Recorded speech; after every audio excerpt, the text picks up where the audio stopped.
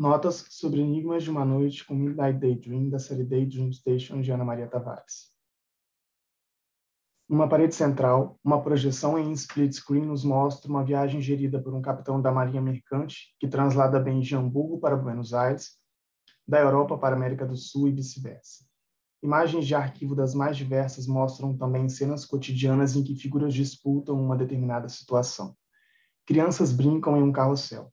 Em preto e branco, cenas de textura histórica nos revelam algo de um passado cujo local é pouco identificado.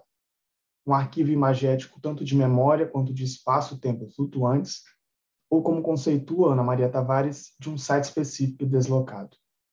No contraplano da sala, vemos um conjunto de espelhos a preencher toda a parede, refletindo não só as imagens, como a arquitetura e o mobiliário, expandindo e devorando o espaço de forma especular, uma estratégia comumente usada em casas burguesas que nos evoca uma ampliação ilusória da arquitetura para um lugar sem lugar, ou melhor, para uma mise-en-abîme que nos transporta à mesmidade do espaço em que o corpo se localiza. Nessa espacialidade paradoxal gerada pelos espelhos, a instalação ganha uma dobra. Tudo que ilusoriamente encontra-se do lado de lá da parede, de fato, está do lado de cá. Ora, não estaríamos diante de um desdobramento de, como nos fala a artista, uma de suas paredes, Niemeyer, rotações daquelas experiências que emergem a partir das mostras individuais Porto Pampulha, realizada no Museu de Arte da Pampulha, e Relaxed Visions, realizada no Museu Brasileiro de Escultura? É em sua tese de doutorado que, ao refletir sobre a experiência de constituição espacial na instalação Relaxed Visions, a artista apresenta seu conceito de site específico e deslocado. Em suas palavras, ao reproduzir as colunas e a parede de espelho próprias da arquitetura do Cassino da Pampulha e denominá-las parede Niemeyer e coluna Niemeyer, a exposição passa a revelar a contaminação de uma arquitetura na outra. Teremos assim, em Relaxed Visions, um site específico sendo deslocado para outro. Niemeyer passa a abrigar Paulo Mendes da Rocha e vice-versa. Nesse encontro, ambas arquiteturas se deslocam e ganham novos significados. Assim tem origem o site específico e deslocado. Agora, retomando para Enigmas de uma Noite, o piso, tal como um tabuleiro de damas, de uma harmonia geométrica, transporta-nos para os anos de 1990, quando se tornou moda. Seria isso um deslocamento a um tempo anterior ainda, na retomada dos diners e drive-in, restaurantes americanos construídos na década de 1950, esses últimos que, por sua vez, em sua constituição, rotacionaram elementos da arquitetura Art Deco. Uma série de poltronas-leito em um couro liso e lácteo, contornadas com estruturas de algum polímero em cor preta, são dispostas no espaço em todas as direções, rotacionando mais uma vez o olhar e o corpo dos partícipes convidados a nela relaxar. Esse estranho mobiliário expropriado de um ônibus ou de um Boeing 707 e essa estranha atmosfera, metade lobby, metade lounge, partes de não lugares onde o corpo fica à espera. Já a asepsia e sobriedade industrial de tipo futurista bem nos transporta àquele clima de estação espacial que orbita a Terra no filme 2001, Uma Odisseia no Espaço, de Kubrick. O branco pode ser pensado aqui enquanto cor que simboliza a mítica pureza, capaz de nos transportar aos variados ambientes assépticos onde tal cor é usada. Factualmente, essa coloração instauraria também um comentário crítico a esse espaço por excelência moderno da arte, o cubo branco dos museus e galerias, cujo modelo a priori neutro e padronizado revelou-se um lugar de questionamentos, debates, confrontos, etc., gerados por movimentos e artistas dos mais diversos no desenrolar do século XX até a atualidade.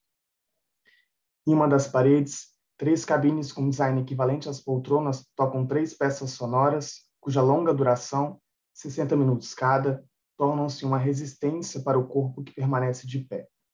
Em 2 oceanos, ouvimos, em voz mais alta, uma narração jornalística descrevendo a porcentagem da Terra que é composta por água e também dados técnicos científicos sobre a importância e origem da vida a partir da água, ao passo de que em uma segunda camada, em baixo tom, numa velocidade tão incessante quanto infernal, recebemos um conglomerado sem pausas, começo nem fim, de uma série de trechos informativos do tráfego da hora do rush na capital paulista nos anos 1990, narradas pela voz de Jair Rafael, o primeiro repórter aéreo da Rádio Eldorado, um profissional que trabalhou também por 25 anos na Polícia Militar Rodoviária.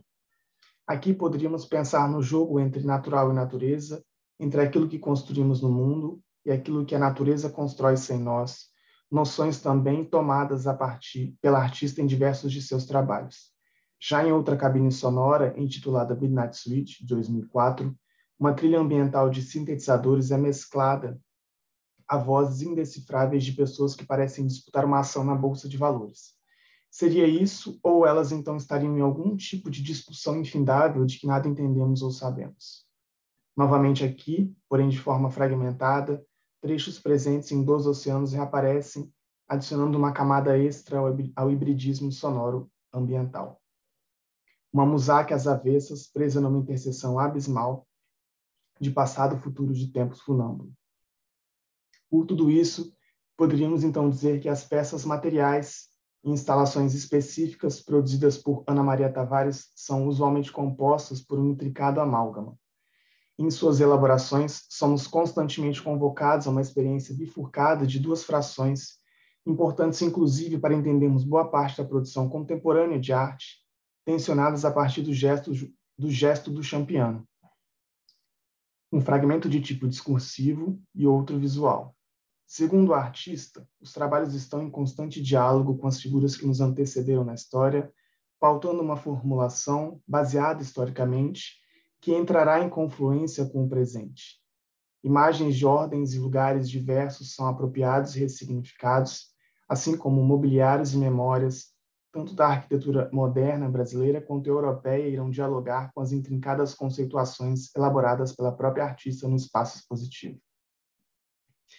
Em Enigmas de uma Noite, instalação apresentada sob curadoria de Agnaldo Farias em 2004 para o Instituto Tomiotaki, a crítica ao asséptico mobiliário moderno pode ser vista como um prolongamento de sua pesquisa iniciada nos anos anteriores e que reaparece de forma contínua até a atualidade, mundo da constante instalação de estruturas em aço inox e peças de produção industrial. Parece-nos que, diante de uma série de armadilhas para os sentidos, os trabalhos problematizam um conjunto de elementos muito distintos que, deslocados para o mesmo espaço, confluem em uma atmosfera estética constante que permeia um vasto corpo de obras que a artista produz em sua extensa trajetória desde os anos de 1980. O dispositivo cinematográfico tomado para a construção de Enigmas de uma Noite pode, então, ser entendido por sua relação experimental a partir do pensamento do teórico francês Philippe Alain Michaud, que propõe nossa percepção sobre o filme como potência de transferência. Para ele, devemos pensar a matéria fílmica independentemente da fotografia e daquela ideia de cinema como forma de espetáculo, separando-o de seu fundo fotográfico para assim afirmar sua presença e materialidade, fazendo com que a projeção torne-se, então, um acontecimento fílmico. Essa potência de transferência faz com que as propriedades do filme, projeção, montagem, etc., não precisem estar necessariamente ligadas umas às outras. Elas têm a possibilidade de estarem separadas para, então, proporcionarem a criação de novas experiências artísticas, misturando inclusive as disciplinas da arte, como a escultura, o desenho, a pintura, entre outras. O cinema clássico é visto pelo autor como uma desmaterialização da experiência do filme. Para ele, é necessário reconsiderar a história do cinema para que então possamos compreender o filme, ou seja, ele nos convida a uma análise do cinema feita a partir de suas bordas, suas origens, seus empregos vanguardistas e experimentais, a maneira pela qual ele se comunica e permuta suas outras propriedades com as outras artes, ou pela qual se constitui como forma discursiva para dar à experiência cinematográfica sua real extensão. A potência de transferência em seu processo de materialização do filme proporciona que ele se separe de sua moldura, tela clássica de exibição, e oferece a possibilidade de que ele ocupe o espaço arquitetônico. A partir do momento em que o cinema sai de sua sala de exibição clássica e entra no campo das exibições em museus, galerias e outras instituições de arte, podemos dizer que então ele se torna um transcinema, pois se transforma em uma imagem que gera ou cria uma nova construção de espaço-tempo cinematográfico, que a presença do espectador ativa a trama desenvolvida, como nos fala Kátia Maciel em seu livro Transcinema, proporcionando ao espectador, então, uma imersão física dentro das imagens, tornando um sujeito ativo. Esse transcinema também rompe, por assim dizer, com a estrutura da narrativa baseada no preceito da linearidade, convenção arraigada historicamente pelo cinema de espetáculo. em um site específico e deslocado da cadeira cinema. Esse efeito cinema presente nos trabalhos contemporâneos de imagem em movimento leva um partícipe à possibilidade de circular com seu corpo pelo espaço, de determinar para onde direcionar a sua visão e de decidir o tempo de sua experiência, uma vez que será privado de um referencial fixo e estável, questionando então o ponto de vista monodirecional. Grosso modo, podemos deduzir, então, que quando o filme atinge sua potência de transferência, ele sofre a perda de sua aura, ou seja, ele sai de um plano considerado sagrado e aproxima-se da vida e da experiência do corpo participante. Se para Michaud a tela não é uma janela da qual o mundo ou o reflexo do mundo se estendem em profundidade, emancipado da fotoimpressão e dissociado de seu aparato técnico, que ele não cessa de se deslocar e se transformar, e se precisamos, então, reconsiderar, num horizonte de eventos amplificados, nossas convenções sobre a história da imagem em movimento a partir de suas bordas, para que sejamos capazes de dar à experiência cinematográfica sua real extensão, entendemos como a presença fílmica no trabalho de Ana Maria Tavares contribui como uma força motriz para esses pensamentos sobre um efeito cinema, como nos fala Philippe Dubois, ou um cinema do dispositivo, como nos conceitua André Parente, ou ainda, anteriormente, um cinema expandido, como nos fala em 1980 em seu livro Gene Youngblood, ou como quer mais que os teóricos e pensadores chamem essa forma outra, deslocada do hegemônico dispositivo cinematográfico. Nesse campo ampliado, a imersão dentro de tal modelo de visualidade constitui diálogos profícuos com a espacialização da imagem em relação à arquitetura e também a interrupção do tempo, do fluxo temporal, seja ele do filme ou espaço instalativo, confluindo numa apresentação de imagens em movimento, no interior do cubo branco, capazes de reconfigurar a atenção dada ao espaço a partir da montagem, o que, por sua vez, gera uma rotação dos elementos constitutivos que formam o espaço fixo do cinema convencional. Obrigado.